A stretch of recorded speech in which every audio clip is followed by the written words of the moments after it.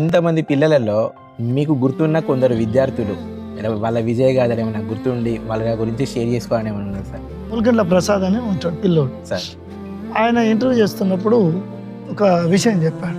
మీరు ఈ స్థాయిలో పాడతా తీయగా ఒక 10 ఇయర్స్ నుంచి పనిచేస్తున్నారు కదా, మీకు ఇన్స్పిరేషన్ ఇచ్చింది ఏంటంటే నా స్కూల్ నాకు డెడికేషన్ నేర్పింది.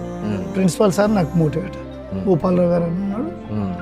నేను ఎగ్జామ్ ఫీజు కూడా కట్టలేని పరిస్థితిలో, మాది చాలా పూర్ ఫ్యామిలీ, నా ఎస్ఎస్సి ఎగ్జామ్ ఫీజు కూడా మా సారే కట్టిండు. తర్వాత ఎప్పుడో మేము ఇచ్చినాం.